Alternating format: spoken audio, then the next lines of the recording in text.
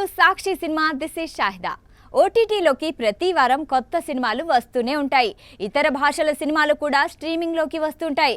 అలా గత వారం ఓటీటీలోకి వచ్చిన Tamil bold movie hot spot two much ఏకంగా 6 ఓటీటీల్లో ఒకేసారి అందుబాటులోకి వచ్చింది. అయితే అన్నిట్లోనూ ఒరిజినల్ వెర్షన్ మాత్రమే రిలీజ్ అయింది. తాజాగా ఇప్పుడు తెలుగు ఆడియన్స్ కోసం డబ్బింగ్ రూపంలోనూ తీసుకురానున్నారు. ఈ మేరకు అఫీషియల్ అనౌన్స్మెంట్ చేశారు.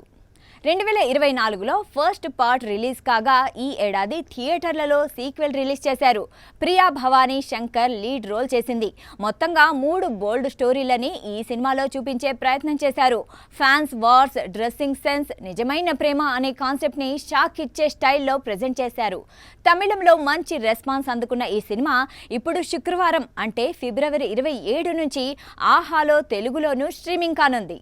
హాట్ స్పాట్ 2 స్టోరీ విషయానికొస్తే ప్రియా భవానీ శంకర్ ఓ నిర్మాత దగ్గరకు స్టోరీ నెరేషన్ ఇవ్వడానికి వస్తుంది. 3 కథలు చెబుతుంది.